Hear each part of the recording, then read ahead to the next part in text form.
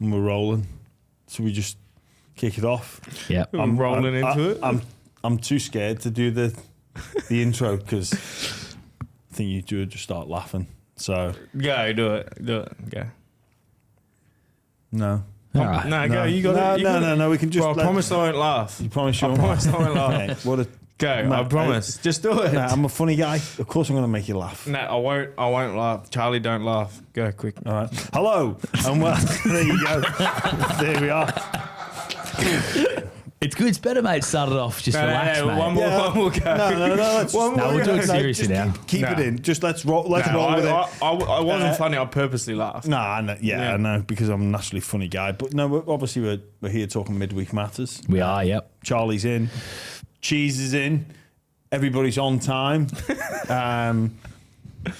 I have just come back from a holiday, but I'm going to say, Charlie, you are looking quite tanned. I am, mate. It's funny. I went away for like a week and didn't get tanned at all, but then I got sunburn on Sunday, and now I'm like tanned. Yeah. So that's what a sunburn can do to your kids. Put the base on early in summer and then just top it up after that throughout. That's a real English attitude. That is like, I know friends that go away and they're like, oh no, I need people to know that I've been away, so they'll get burnt. Right. Be like, no, it'll turn brown later. Yeah. It's like, well, No, it it's a bit won't. stupid. You're English. They don't go brown. Look at you. You're red permanently. Your head is permanently just red. because you're British doesn't mean you're pale. Like a lot of British are pale, but that doesn't. It's not a defining factor. Yeah, but if I look at the statistics, it generally says that British people are pale. Yeah. You know the funny thing about Scandinavians is like you'd think they'd be pale, but they get proper tanned. Like you see all the Swedish girls come in. Obviously, look at me, Scandinavian. Norwegian bloodline. Yeah. And it's a good tan as well. It's like a tan, like a nice tan colour. Do you go around like specific, like, excuse me, just a quick one. I noticed you're quite that. Where are you from? What's your background? Scandinavian. We can tell you can't pick someone's background by looking at them. Scandinavian, aren't you? No, Yeah. You can't, mate. you shouldn't Are be you kidding me? You shouldn't be as judgmental. You can tell an Irishman. You can tell an Englishman. What? You can tell them No, easy. you can't. Yes, you can. Walking around the streets, easy. It's like the haircuts they have, the style of clothes they the wear. Irish are That usually. is xenophobic. It's not actually. Actually, you know what? You can tell people from Liverpool a little bit. Yeah, okay. Specifically Liverpool. Yeah. Right. Why? Fashion. Fashion, yeah. Like dressed like Noel Gallagher and Liam Gallagher. No, because they're from Manchester, Charlie. It is a bit. You're from Liverpool, ain't you? Yeah. Yeah. Shit, It's a bit- fashion. Then Comes that's how from you tell. Liverpool. It's a bit judgmental to say like, oh, I know where all these people are from. When did I say I was judging them? I just said Because they're you're English. making a prediction based But on I how like they look. English people. I love Irish people. No, it's have a not beer with an about liking Irishman. it. It's Best person to have a beer judging with. going, they're this. I can tell you right now, you can tell a Kiwi. You can tell a Kiwi straight away. Straight Mate, I away. was having a brekkie roll yesterday with my missus, and one Kiwi was just walking. He was probably 25 meters away across the road, and mate, he had his speaker blasting full bore in his tradie outfit, and he just looks over, and goes Dribble, and then like looks back and just keeps walking. I was like, babe, that's a Kiwi. Yeah. Mate, it was just. He was full on Kiwi. I wish I was that Kiwi, but that Norwegian blood in me is really, it's really prominent and just dialed it down a bit. Yeah. Yeah. You know, I keep getting people ask me if I'm Filipino, like in the street and stuff. And like, I get it a lot. And actually, I'm English Irish. People stop you and say, "Are you Filipino?" So it happens- What sort of a question is that to ask someone? If you answer yes, it's like, all right. If you answer no, which I'm assuming you do, it's like, all right. What are you going to do with that information? What a stupid question. I hate stupid questions, Charlie. I tell you right now, if I see you walking down the street, I go, "That's a pommy." That's fine. But you would, if you would stop and ask me, I'd be like, fucking mind your own business. Yeah. It's got to do with you. Yeah. And like, I look English because I am. Isn't that funny? I look like where I wouldn't ask. I wouldn't. Well done. I wouldn't ask you. I'd talk in your accent. Hey lad. Yeah. It's funny when people don't match up. Yeah. When they don't match, like when they have a different accent to how they present, that always tickles me. For sure. Should we talk some rugby league as well? That's it. Yeah, you talked about funny Scandinavian. You know the funny thing about Scandinavian? Yeah. Nothing funny about getting a tan. It's not really that funny, is it? No, but you look great. You look great. And girls will love you. Guys will want to be you. Yeah. Yeah. All right. Well, That was sus, Charlie. yeah. Speaking of footy, Seems like we're on a football-based show. Yeah. How's everything going with you, Cheese? No, it's all right. It's all Obviously, you guys just broke the news about Danny Wilder to me. Nah, but I already knew about it. He kind of sent me a message and said there's nothing personal. And I understand journos' jobs and what they've got to do and how they've got to present and what sells papers and what gets clicks and stuff like that. We actually had Bulldog Richie and Michael Chammas talk in Las Vegas to us about their jobs, like that, because they come on the whole trip with us, in LA and then in Vegas, and they kind of gave us an outline of pretty much what they have to do, like, and you kind of understand from their point of view they're just doing their job. It's unfortunate for them that their job is, or it's similar to something I say. It's very opinion based, and people take it as actual fact, when it might not be. Like, everything journos say could be false. Not everything, but most things could be false, and they don't really get too many, repercussions for reporting false stuff. Yeah. And at the time, stories can be true, and then circumstances can change, and then they become incorrect as well. But also, it's on us as well. Like, it's on the listeners or the readers. Like, you're taking that in as gospel. And we, as much as we love listening about how good football's going, people love to hear about drama. It's everywhere in the world. Like, everyone loves the negative news more than they love the positive news. So if there was to be journos that reported just positive news, they probably wouldn't get as good as jobs as people like Danny Wilder, people like Michael Chammas, who have to report that negative stuff. Yeah. And for me, I just, like, whatever they say, I don't take it personally, because I know the industry and I know how it works, and unfortunately for us, it's about the people listening. Like, you want to hear about Ezra Mam in his car crash. You want to see him, ridiculed and stuff like that. You want to hear about me not getting contracts. It's what you want to hear about, and it's what you want to debate and what you want to talk about in the comments. And because of that, it gets reported way more than the positive stuff. So it's interesting what you say, Cheese, and I'm just thinking back to my time in your position when, my time at the Bulldogs looked like it was coming to an end, even though I still had a year under contract. And things were coming out in the media before I was being told. And I was almost looking at the articles being written and some of the comments passed. I'm like, well, that's not true, because I want to stay.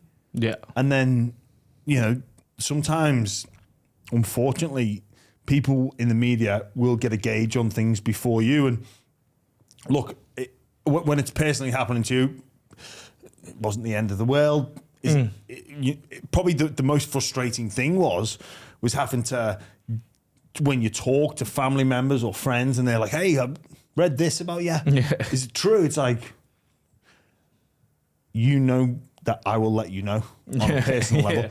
You will find out from me, but they're sort of getting some seed from some winds that are flowing, like from journalists, and in respect for journalists and in defense of the journalists, in the fast-paced, moving world that we're in now, and this 24-hour news cycle, and the olds are this morning. Like, when things are read in the afternoon, the morning's news is often forgotten about. They're not working on 100% fact. They've got 50%, 60% of the information, and then they've got to make a decision. Do I write this based off Not what always. I've got now? They might have 100% fact sometimes. Yeah, they might do, but a lot of the time, Charlie, they're working on guesses, innuendo, or I disagree. I don't think they're working on guesses. And most of them will get information from guesses, but 3 or 4 people, and then publish a story. Like that, Wilder's gotten that information from somewhere. Yeah. Like, he's not making that up out of thin air. Like, someone is talking to him. Like, that's. But they could. But they can. Yeah, there's no repercussions for it. They could see, like, the talk about me and, like, the injury, the fact that I haven't signed or I haven't re-signed, and just they could come up with that assumption. Yeah, like, I feel like in this case, it's sort of it's not completely true. It's just I think I need a job next year. Yeah. That's and there's going to be I'm okay with that. I'm okay with that. And there's a possibility you won't be at the Roosters. Yeah. And there's a possibility that you will. And the way they word things, they use words like potentially and possibly, and they phrase things as a question. Yeah. Like, you know, there's clever ways to do it so, you know, they're not fully accountable. And they also, you know, the journalists, they have lawyers that they have to put their story through first to make sure they're not defaming or making false claims. So yeah, well, it's at the moment, nothing really changes for me with that article coming out. Yeah, nothing really changes because as long as my manager and Robbo haven't told me that directly, like, what do I take that as? Yeah, like I can't. It's just an article, and then when I go into the club, nothing's going to change either. Unless Robbo comes and says, mate, we want you to have a, you know, look around or see if there's any options, like that, then my life changes. But right now it's the same focus going to preseason. There's a leadership role there for me. I'm getting a bit older. Jared's gone. Luke Carey's gone. I'm injured. I can't affect the actual game, but I can affect the inside area of the Roosters and try bring, you know, a little bit of, you know, of that culture back that is going to be missing with Jared. So that, like, for me, the article is the article. Danny Weidler is Danny Weidler, and nothing changes for me. It's just focus on help where I can help the Roosters until they don't want my help. That's literally all I can do. This is where the November 1 system is stupid as well, though, because you get your players are put in a position where they have to start commenting on their future for 2026, not 2025, 2026. Fans are confused because they're like, is this guy playing for us? Is he not? What's going on? It's such a shit system. Well, it doesn't benefit the players. Contracts are just a debacle at the moment anyway. Yeah, 100%. Like, mate, if a player like Ben Hunt, he asks to go, I want to leave. It's like, no, you're not leaving. Yeah. But, you can go.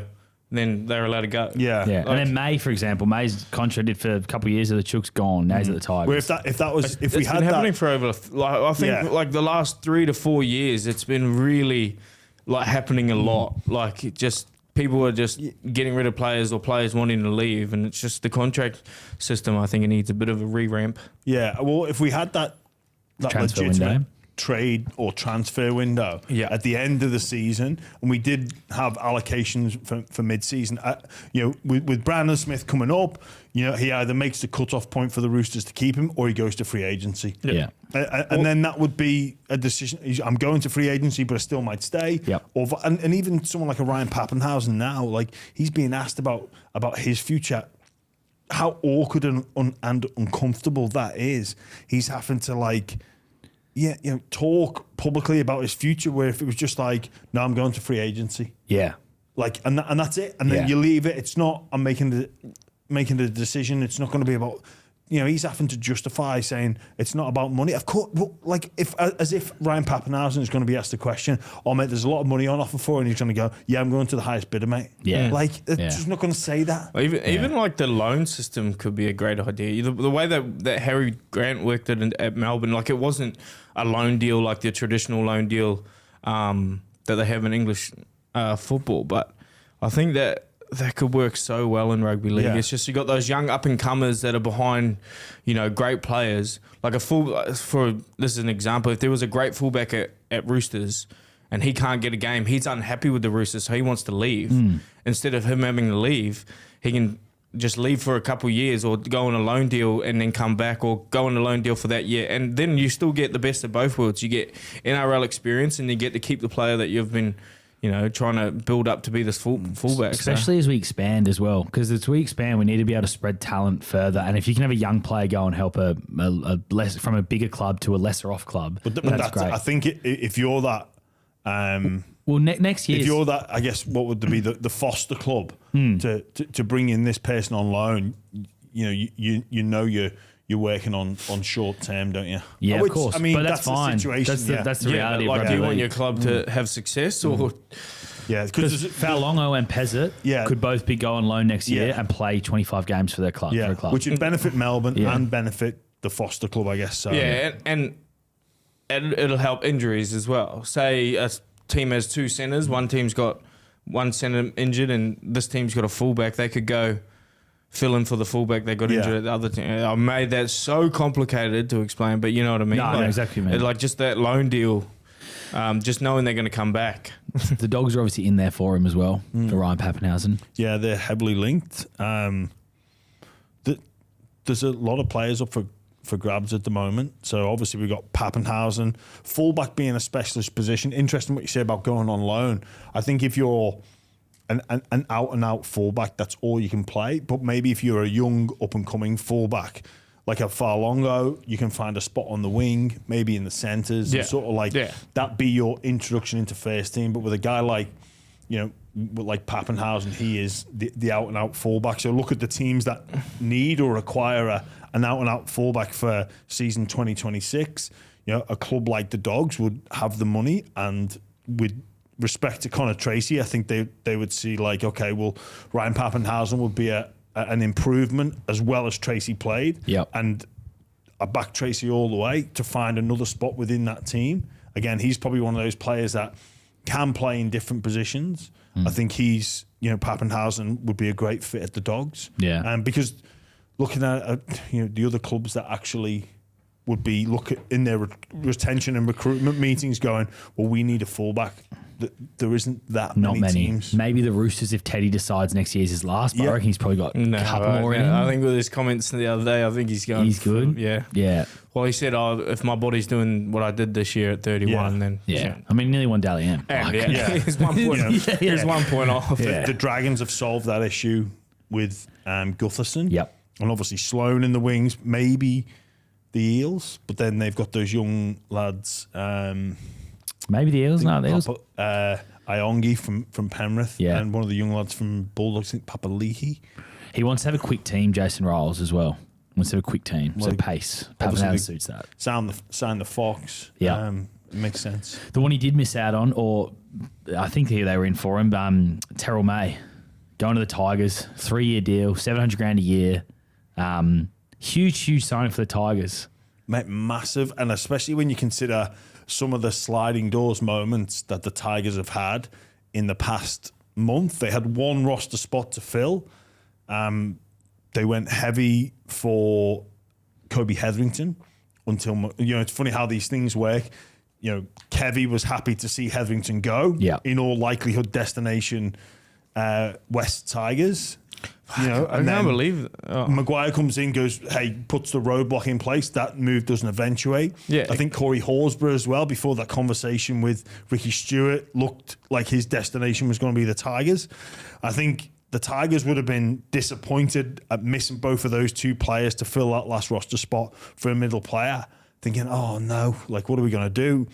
Guy like Terrell May comes along and you go, actually, we just got lucky here, and we win. Like, in my opinion, I don't think the Tigers planned for this situation. They would have took either Horsburgh or Hetherington, but they've hit the jackpot. That's it. The Terrell May signing interests me a little bit because it makes me wonder how much of the negotiation with Ryan Pappenhausen and the Bulldogs is actually going through. Because I feel like if Paps was signing with Bulldogs, like, Terrell May was going to go to the Bulldogs, and then they've obviously pulled his deal, I reckon, and obviously to save some money to get Ryan Pappenhausen. It'd be a blow to the Bulldogs if they don't get either of them. Yeah, no, you're right there, Cheese. I think you're right. There's still a couple good middles as well for 26 for the Dogs. Like Leo Thompson. Yeah, but I mean, I don't know if Leo Thompson's going to leave Newcastle now. Yeah, Now they've twin brother. I reckon that's going to be really hard to get him out of there. Well done, well played. Well played. And then the other, Josh King. Is Josh King going to leave Melbourne for the Dogs? Nah. I don't think so. No, I don't think he's leaving Melbourne. I think he loves it there. Yeah. But the Tigers, it's huge for them because I mean they're starting to rebuild now, and it's a bit like the Dogs in terms of like adding those big players in a similar period of time. I know the Dogs moved over their entire roster over 3 years, but the Tigers bringing in May, bringing in Luai, Taruva, Jack Bird, Royce Hunt. I mean, there's a lot of players coming in. Gus Gould's called them a top 8 roster now as well. I think that's a bit far-fetched. Yeah. Respectfully, I don't know if you go from the Spoon 3 years in a row and bring in 5 players and all of this sudden become a top 8 roster. I don't agree. Don't think Luai can have an impact? It's not saying I don't think he can. It's just based off what I'm looking at now. Yeah. Like in the 17 teams in the NRL, like I was having this conversation with a friend when we were away, and it's like every team will be full of confidence, and you look through and you can make a case for every single team in the NRL for next year. The draw's out tomorrow, and everyone will be, oh, you know what? If we start well, we'll be the Warriors of 23. You know, how many teams will be thinking like that? You know, you've got your bankers in Penrith, Melbourne. You know, even like the Dogs, as well as they finished last year, in terms of that performance in the final and that midway through the season, how well they were going, the defensive efforts. It's like you don't want them to fall in the trap of the Warriors of last year and just expecting it to happen. Like, you can make a real case for all the teams and to be good and be a top 8 team. And there's probably 12 teams, 13, 14 teams that you go, I can make a case for them to be like, oh, this could be disastrous. And the Tigers are in that camp of being both, in my opinion, where I don't think they're quite the polished product just yet. We saw some shoots last year, and they've got some great players coming in, headlined by Luai, headlined by May, but they're still a fair bit off. The thing with the Tigers as well then, Jimmy, is like, is this make or break for Benji then this year? Because like, what's the pass mark for them? Do they have to... They have to improve. If they get another wooden spoon, like that's just disastrous. 4 spoons in a row. I feel like this is the year where it either what he's going to try and build there works or it doesn't. See, I'm not saying that this year, and things do change, but I think at the moment, Benji Marshall should have this year banked. If I'm a Tigers hierarchy, I would be saying to Benji, look, we want to see improvements, but your job is safe. Even if they don't improve. Even if it sort of stagnates, even if we see a similar... stagnation is 17th. I know. Charlie, I know. How do you articulate this? It's an interesting one. I think... If it's the same as last year, it's not okay. It's not okay. It's not going to mean the end for Benji. Okay. I still think he gets runway into season 2026 before they start looking at whether or not they should move him on. They should just tell him his job's safe anyways. Yeah. Because But there's telling them safe and meaning it. Yeah, I know, but do you know just what I mean? to tell him but because you put your coach in the pressure cooker, like it's going to come out in his coaching. Like if the higher, it's going to happen. Like with a footy player, it's going to happen if you tell them like, oh, you know, we want you gone or something. It's going to put them in that state of mind, and I feel like the Tigers don't need a Benji that's under pressure, that's going to start, I don't know, outbursts and getting angry at his team. Like he just needs to bring that team together and create a great culture, and then focus on the success. But I was thinking about it for a bit there, but I actually think they will be top 8 contenders. Okay. We can disagree with each other. Yeah. I said contenders though. I didn't say. Yeah, okay. So, like I said, all 17 He's not teams. happy, I disagree. no, but I think all 17 teams would be considered themselves. I'm not going to name, but I know a few clubs that I don't reckon are contenders. Okay. You know what? Well, like what's a top 4 contender? Well, this goes off onto a long drawn out podcast where we go through it all, which we're going to do in the off season. I reckon for me on the Tigers, and it's hard for their fans and their members, because now everybody falls in to the Bulldogs trap of the 2023 season and look at the improvement in 2024. Second year coach. A real leader signed from the Penrith Panthers. A big overhaul of roster. Everyone goes, well, if Coach Geraldo and the Bulldogs can do it, why can't the Tigers? That now seems to be the expectation. That now is the line in the conversations that's being had around Tigers members and fans, around people in the media. Well, we expect now the same level of improvement that the Dogs showed from 23 to 24 in Tigers from 24 to 25. And I think it's unrealistic expectations. I think the Dogs was an outlier. Usually you don't see that sort of level of improvement in such a short time. But now all of a sudden it's like, oh, well, that's what's got to happen. And I think with the Tigers, it might just be a bit of a slower burn.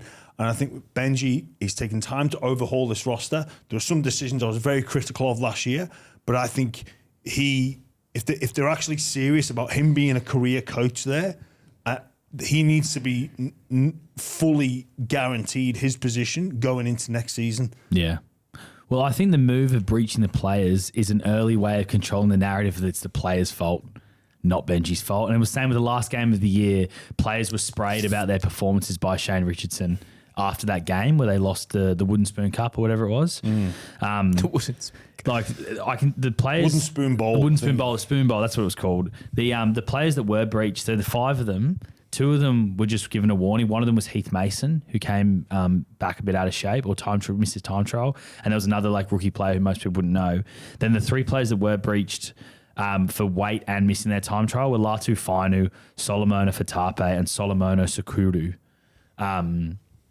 The Fainu one's interesting because of his connection with Samuela Fainu. Yeah. He's probably one of their best up and coming players, so you'd probably want to keep Latu Fainu on side. But Fatape is actually managed by Shane Richardson's son as well, so that's interesting there. What? But basically it's an early message to the players, and it's like that they want the older players and the younger players to be walking on eggshells, to be aware that we mean business. And that could work. I'm sure it's not like that at the Roosters. I'm sure it's probably like that at the Broncos this offseason. But it seems like, is that going to be the right mentality to help them come out of it? Go on, you go, Cheese. Yeah, I think I agree with them breaching them.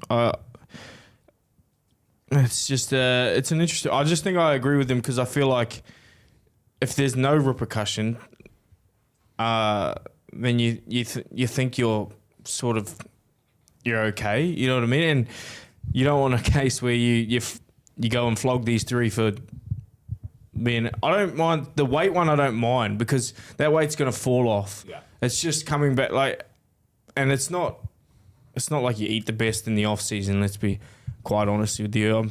I've never been one to not indulge in the off season, but you got to get some training in there at least 2 weeks prior to coming back, and make sure you make your time trials. And it's as simple as 2 weeks before the thing, try to do a time trial, and then keep trying to do it until you get your time. What would a time be? When they say time trial, what do they mean? Is it 4? Yeah, right. 4Ks is that? No, 4 laps in 5 minutes. Right. Okay. Or there's so what's that? 600 meters? No, it's like 1.34k. Yeah. Right. Or they do the 1.2 time trial, but it's start on the trial line, you go 20 back, 40 back, 60 back 5 times. Is that hard? Sub 5 good for that? Yes. Yeah. Sub 5 minutes good for that. Yeah. And sub 5 is good for both of them. Right. And also and should you be able to hit that as a footy player pretty easily? Nah. Nah. Maybe not day one. Right. Okay. It's not going to be easy. It's going to be very challenging. But their times wouldn't be 5 minutes. Their time would be 5:20. Yeah, for day one introduction. Yeah. I think. Look, the situation at the Tigers is he's got them. Allegedly, the line is walking on eggshells. Look, you can motivate through fear. You can. It's been proven in scientific studies. There's enough, observable evidence out there that you can see. Well, that they are playing in fear of their coach. There's different things that motivate people, and fear is one of them. And you can do that. And I've seen that work, and I've seen it be catastrophic in the end. But you get a knee-jerk immediate reaction oh, shit, my coach means business. So this is different. I better get in line here. And we said it last week. The Tigers players shook hands and agreed on these minimum standards. And, I am probably in your camp there, Cheese, of just get the times, and the weight's not too much of an issue because it will naturally fall off. Literally fall off when you're in that 3-month preseason. But not everybody's the same. Yeah. And for some people, especially those younger players, like if their skin fold and their weight is an issue, they run a high risk of injury. And then the coaching staff are devoting their resources to getting them fit enough to be able to run on the field. And it's a massive, it's like you've set yourself back and you've set us back. So if we're going to be a team, if we're going to be selfless, if we're going to be a team first, how about don't be selfish? And you can eat whatever you want, but train harder in the off season. This is what we agreed on, and these are the reasons why. So I'm fully behind Benji in taking this hard-nosed approach. There's different ways to skin a cat. I think the situation that the Tigers have been in for such a long time now, they tried this with Maguire.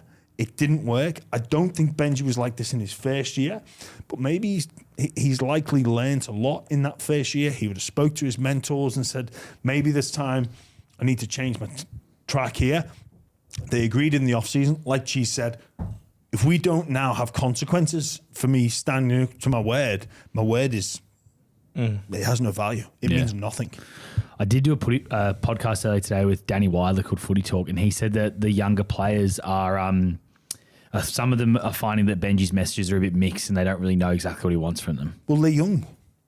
This is what young players perhaps should feel that. It's hard for a young player to, like, I don't know why Danny's even, I don't know why people talk to, like, young fellas talking to the journos about your But it coach. might be his agents. I don't think it'll be players. Probably their agents are doing that, I'd say. Because agents are the main ones that do speak to journos. Yeah. That's where... That's natural, mate. I felt that as a senior player. I remember once at the Dragons when we were coming back from COVID and we'd do scrimmaging, and I ended up, like, getting a start with what appeared to be the Reggie's team. And I'm going, the fuck's McGregor thinking here? Like, I fucking put on a clinic. Actually did, me and Trent Merrin. Like, me and Trent Merrin were in the Reggie's. We put a clinic. And we were like, we were in like that. the Reggie's team. Yeah. I'm going, Man, that's... the fuck, like... When I was a Benji at Storm, we played. If you were playing against the top side, man, it was your best performances in the world. But and McGregor, and no knock on him, and he knows what I'm like. Didn't mention. I just wanted to give like Josh Kerr a go or whatever. I'm like, Mez, we're on here, and we absolutely tore them to shreds. Yeah. And it was like, well, there you go. But as an experienced player, I felt like, I might get mixed messages here. Man, athletes are funny people, especially young athletes. Like, it doesn't take much to knock them off course. And perhaps it's not the worst feeling in the world to go home as a young player and be anxious about earning a spot in the team, or be anxious about, like, you want direction, you want goals, you want things to aim for. But maybe you should come with a little bit of edge and a bit of a point to prove. Yeah, potentially. I think that style of leadership is not as common though, is it? In modern sport, it's more of the arm around the shoulder, supportive than like, oh, what are we going to say the wrong thing in training? Going to do the wrong thing. It's definitely subject to. That's what I feel like Belzer was really good at. He knew who he could just spray the living daylights out of, and he knew who he had to wrap an arm around. Yeah. Like, he could never spray Nelson because that's heads down, head, and you knew that, and it'd affect the team if Nelson got sprayed, or like people like that. But then there was others where you could just spray the living shit out of, and it's just, like Munster, and it's not going to affect him mentally at all. Yeah. And that's what I feel like you need to learn. To be a good coach, you need to adapt to people's personalities. Yeah, it's like emotional intelligence, just understanding what... Exactly. Wayne Bennett's the same. Maybe you can spray him once and then you realise that didn't work. Yeah. And then... And you probably don't want to keep spraying the individual. But if the person keeps making the same mistakes, and at no point has anybody said Benji has sprayed them. It's just like, you've not met these standards, so go and deal with the board. Yeah. Like, you've had a breach here. Mate, They're not going to sack Latu Finu as well. They're not going to. I'm not... super involved with Benji, but I don't think he's got a spray in him. Mate. He's very quiet. Ooh. He's very quiet. I reckon he's got a spray in Benji. I don't reckon. Well, he needs to find one because you will need to do it. And in terms of what the Tigers have done as well, I've got to commend them the fact that they've gone after one of the Fainu brothers, who that family now have a lot of sway in that dressing room, and it's not we don't want to upset this brother because it might impact 2 or 3 others. It's like, no, you didn't. And then for Tarpe, who's managed through Shane Richardson's son, the club CEO's son, we don't want to upset that out. It's like, no, we don't care who you are. Yeah. And obviously you got some senior boys coming back, but I like the fact that they've done that, and they've not. We'll just brush that one under the carpet. Nothing to see here. Yeah. And in terms of getting the sprays, like, yes, you know what? Like, people management, it's so important. Everybody's different. And you see some coaches where it's all tactical, technical advice, which is great. But sometimes it's like, why are you not doing this? I don't understand. Mate, or missing certain standards. People talk about, like, the weight or the fitness. Mate, Des, if you walked to water at the end of the drill, it looked like he was about to have a heart attack. Like, he couldn't accept the fact that, because that was his small standard. It was like, we finish a drill, so we might finish like even something like a 1.2, the 20 back, 40 back, 60 back, boom, 5 times. You finish on the try line, but water's on the halfway, and you finish, and you've given it your all to get there. Right? Drinks break. Just because you spent doesn't mean you walk to the water. He was like, no, you jog. And jog might be slower than a walk, but you've got to make that impression that your body and your legs are pumping and moving to show that you're up and alert. It's like, and these are the little things that count in games when we think about, like, how important, like, last plays are. Look at the grand final last year versus when Penrith played Melbourne in, I think it was round 24. Melbourne got tries on last plays, people not moving. We see it all the time, and that's what it's about. Your job isn't done. Last play, middle forward, you go put kick pressure on, boom, you turn, and then you're back. And then you rest when we've got the ball. And that was Des's way of saying, like, just because you finish this job now, the next job, you get on the toes. And when you actually have a drink in your hand, that's your time to rest. Same in a game. Mm-hmm. What's the pass mark then for the Tigers next year? 9th. 9th? That's just a... I think anything other than a wooden spoon is a pass. Yeah. Okay. Because, like I say, it's an improvement. Because even if they got another wooden spoon, I think Benji still has time. I don't like this chat around how we now instantaneously think the Tigers, because they recruit. How many times have we said this before about the Tigers recruitment? No, but the Tigers have gotten into a big hole. 3 spoons in a row. I know, but it's look at the year they signed Appy. It's like, that's it now. Yeah. Or they've signed they signed Coruscant, they signed Papali'i. I can't recall who else they signed. There was some big signings come in. Like, wow. For me, when Penrith were absolutely killing it with Appy in the team, I would have chose Appy to have a bigger impact than Luai, or expected that. I just think if you're a Tigers fan and 16th's a pass mark, that's pretty depressing. Well, it is, because it's a reality of sport. Yeah. But it just shows how far off they are.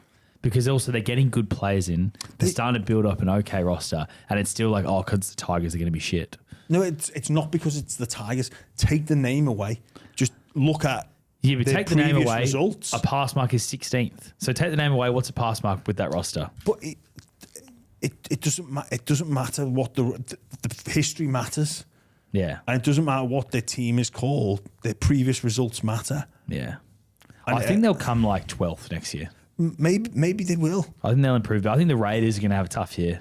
Yeah, That's what I thought last year, bro. Yeah, I'm tipping for the spoon. I was wrong. I've got a bit of news actually for you boys. Some big news. There was a New South Wales board meeting a couple of weeks ago, last week, about the coach of New South Wales. And the name James Graham was raised in that board meeting. This is a fact as well. It's not me talking rubbish. The name James Graham to coach the New South Wales Blues. That's my fucking boy. Let's go, Jimmy. You're not that passionate about it, though. Yeah, you wouldn't coach for the decider with the game 3, would you? If it wasn't a decider. Oh, if we won first two, the bar out for game 3. Right, lads, we just walk off, save yourselves. Yeah. See, I think you'd be a great coach for the Blues. It's like a Mal Meninga gig. Yeah. You know, mate, the best roster that ever be put inside a maroon jersey for 8 years. He had that roster pretty much set in stone. Mate, it's boys, coach yourselves. I'm going to watch yours. There's a famous line from or a couple of lines from an English coach that I reckon I'd steal, and be like, hey, Cleary, I don't want to see any chip kicks. The only thing that chips are good for is fish. Get it in the floodlights, it'll dazzle them.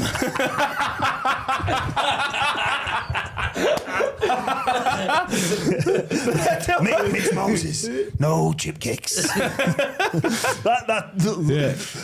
Legend has it that was a speech from an English coach. Legend has it. That was perfect. Legend has it. Yeah. I don't. Now, it may have been embellished. Get in the floodlights. It'll dazzle them. That was his game. Put it on behind the floodlight. Oh shit! I've lost the ball. I can't. Imagine that. Imagine your tactic being stick the ball up high. Just the fullback is gonna fucking lose it. The stadium lights must have been bright. That's a good one. Would there be any What's interest? the other one? You said there's a couple. No, it doesn't. Kick it. Just kick it down there and fucking bray him. I don't even know what that. I think that's like a Yorkshire thing. That's actually not a bad tactic for Origin. Just kick honestly, it down there and fucking bray him. That would work. Yeah, I think I remember hearing Matt Gidley talk about Tommy Raudonikis, talking when he was coaching New South Wales, and he goes, obviously the late Tommy Raudonikis, rest in peace. He said that when it comes to defence, he's like, oh, what are we going to do with defence? And he apparently just said, I was going to bash him. And he goes, oh no, we're going to go up and in, or slide. Like what? He goes, oh, we're just going to go up, we're going to bash him, and then we're going to slide.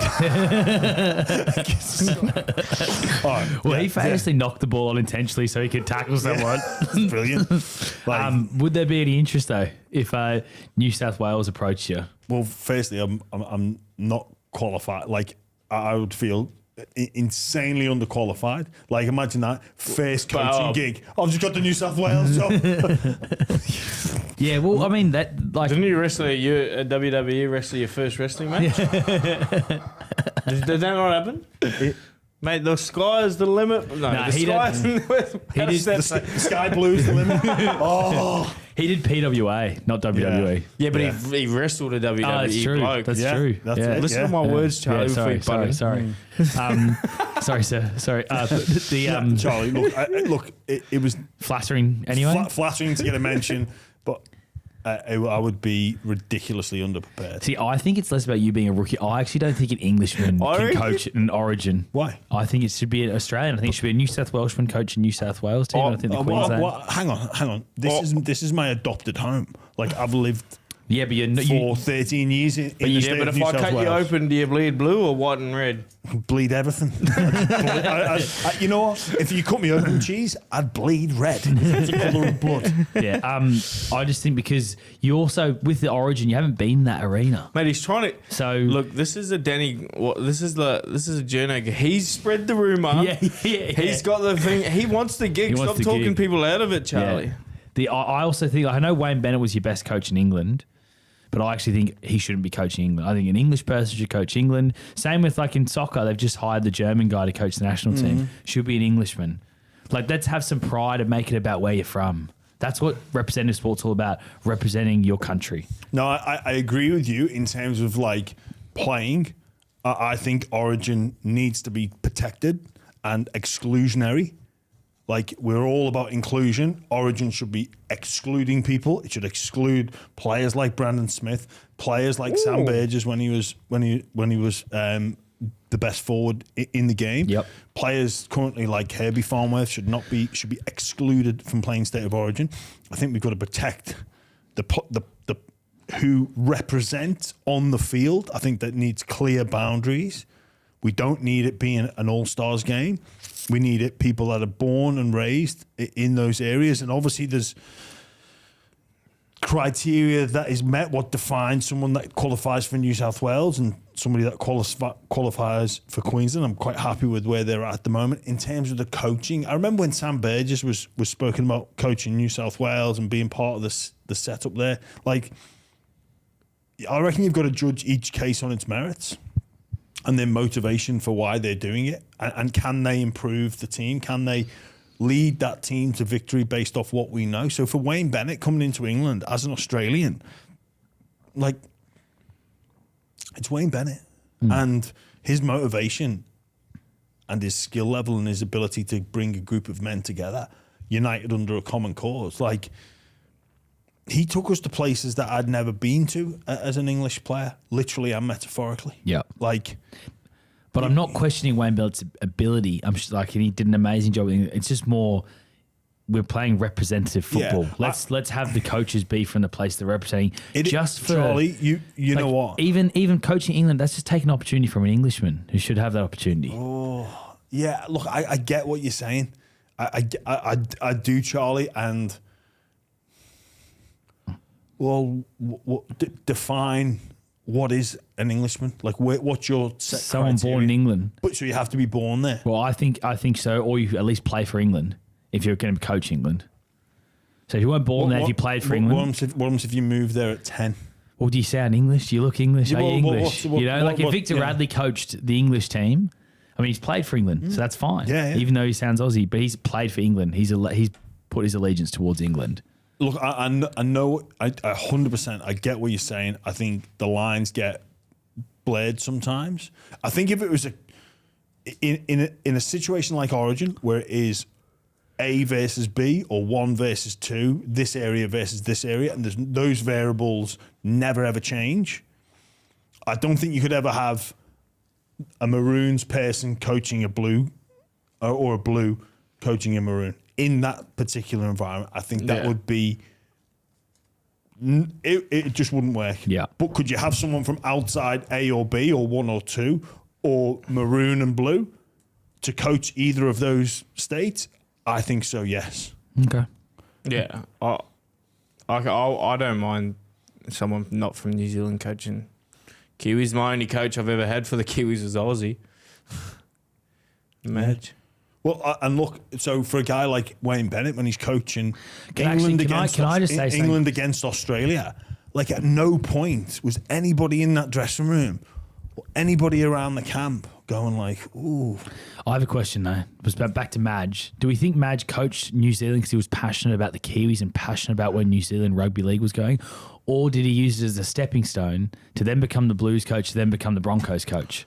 I don't know. I felt like he was passionate. Yeah? Like, it might not have been his intentions, but at the end of the day, if you're a coach and your intentions are the stepping stone, you still got to fucking coach well. Yeah. You still got to coach the team into believing that they can win. And I feel like he done a really good job at the Kiwis. But then he left the Kiwis and now they're in a great position. I know what you're saying, Charlie. All right, well, let's go back to me. You know when I moved... You know when I played for the Dogs? Yeah. Do you think I was passionate? I think you would have been as soon as you pulled on that jersey. I think you would have been, yeah. All right, yeah. But I only came to the club when I was 25, 26. Yeah. But you were...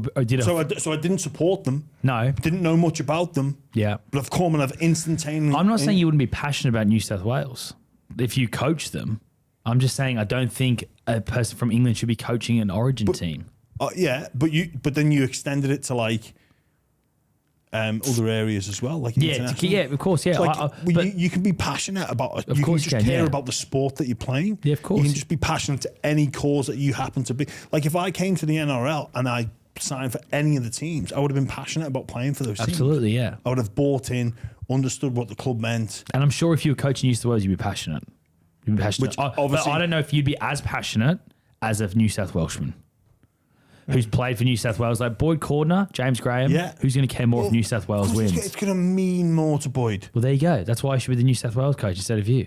But then I think it's more about results than passion. Like, fuck, if you're going to get a coach that can coach the Sky Blues into winning 3 series in a row, fuck, You're gonna pick him any day of the week. Well, again, like passion is important, but like Cheese says, it's about result. And look, I'm not going to be coaching New South Wales. It would be great for the podcast though if you could. We've even got the blue wall. It would be great. It'd be great for the podcast. It'd be absolutely amazing for the podcast. But all right, okay. But on the passion, I remember an Everton fan, right? Just a knock about Everton fan. Everton were playing at Arsenal, and one of the players wasn't putting in. Like he just wasn't. I can't even remember who it was now. And this fan, like he would have been about like mid-40s, late 40s, has come on, took his shirt off and said like, swap, I'll do it. And he was obviously a passionate Everton fan. Yeah. It's like, well, passion only gets you so far. You actually have some, you need to have some like tactical nous. There's a funny story about in football as well where Harry Redknapp, a fan was shouting at one of the players, and Harry Redknapp in a pre-season game subbed the fan on who was blowing up at the players, and the fan went on and scored 2 goals in the friendly. That's not a true Harry story. Redknapp tells the story at a West Ham friendly in pre-season Really? once. Yeah. But where did the guy get the boots from? I guess they just, I don't know, they must have just had boots there. Oh, yeah. for Just him. I don't know. I don't know. Well, what size are you, mate? Yeah. 10. We got him. Oh, we got him, mate. Get on, lad. So I do think, though, I think you'd be a great coach. Would coaching England be something that would interest you at any point as a way of getting into coaching? I reckon that'll tickle your balls. Oh, yeah. It would be amazing to coach Charlie, but it's an absolute pipe dream. It is a pipe dream at the moment. Yeah. Like, I think you'd be great at it, though. I think the international and the like New South Wales gig it's not as hard as you think. I think the pressure that comes with Origin is insane. The pressure obviously, but the coaching, I don't think. Yeah. I think if you were the head coach, your job would be to give your nice pump up speeches, which I think you'd be good at. Your job, like chip kicks, those ones. But if you put a team around you that's more, solidified in coaching roles, you have an attack coach, a defense coach, maybe a special teams coach, like a kicking coach. Yeah, in things like Origin and international, like England, Australia, the Kiwis, you don't really need that much coaching ability. What you need to do is to be able to manage and bring people together, united under a common cause, have a theme. You know, it's not necessarily too much X's and O's. It really isn't. And even, speaking about like the pressure and legitimate talk of who will coach New South Wales, I know we had a bit of a joke there, but I think Gus Gould came out and said there's only 3 people, Cleary, Bellamy and Stewart. None of those can do it. And it's not because New South Wales don't want it. Their clubs would never, ever allow it because it demands so much of those coaches. It demands so much. It's like, it's not just a 6-week thing anymore. It's so much more than that. And even if it was just 6 weeks, there's no way that Cleary leaves Penrith in the middle of the season for that long. There's no way Bellamy does, and there's no way Ricky Stewart does. It's not even a New South Wales Rugby League decision. It's a decision for those 3 clubs that they would just not allow those coaches to make. You know how you said the pressure, if it's a bad thing, I reckon you'd love the pressure of that. I reckon you like pressure. Pressure makes diamonds. I think you miss pressure maybe even. Do you want to be a diamond, Jimmy? A cut glass, I'll be. Bells is actually 0-3 at Origin, so I don't think he wants to go back. No. I actually think Danny Badiris is someone whose name should be thrown in there. What? He's not as involved in Newcastle. I mean, I think I saw him doing the trainings, like being the blue shirt or whatever, for a couple of games towards the end of the year. Mate, Boyd Cordner would be so fucking good. Yeah. It'd be amazing. He's already doing a coaching role now. Matt King is in there as well. Is Matt King at the Chooks? Yeah. Yeah. His name's been tossed up as well. Yeah. How many games did he play for the Blues? A handful, I think. Yeah, he played enough. Yeah. And again, coaching ability. That's what it's going to come down to. Be interesting. Like Michael Innes, I think, has showed that he's been in a sort of semi-assistant style role with a couple of clubs now. Obviously, breaks the game down incredibly well. Has played for New South Wales. Again, person that played with a lot of passion, a lot of intensity. I like the little contrast between players versus players, coach versus coach, but coaches both were players. Being like, Michael Ennis versus Billy Slater. State of Origin. I just wonder when they make that call and how, like, what time pressure the New South Wales Rugby League board are under to make that call. Yeah, soon. You'd think it'd be soon. Well, you'd think that. What are they waiting for? Yeah. Should we? Because the candidate, all the expressions of interest would be made by now. So, I don't understand the delay. Maybe they're waiting on a response from someone else. Maybe Charlie, maybe that's a little bit of figuring out you've done. Well done. Yeah, maybe they're Thank you, waiting. mate. Thank you. And we'll speak of the draw because the draw comes out today. Origin game 2 will be in Perth, so it's going to be Brisbane, Perth, Sydney. Yeah, which should be great. But Manly did miss out on Magic Round as well. Oh, so Nathan Cleary's idea has just been a waste of time. It's been a waste of time. Well, I think Nathan. it sounded but we knew it was going to happen when we had Matt Cameron in. Yeah, but I was kind of hoping if there's one person that can shake the game up, it's Nathan Cleary. Yeah. Do you know Chamis had a good idea about how they can do the World Club Challenge? Go on. They stay after Vegas. They stay in because they got the bye. They go to LA 5 days later, play the game in LA, and then fly back. They got the bye. You'd be sweet.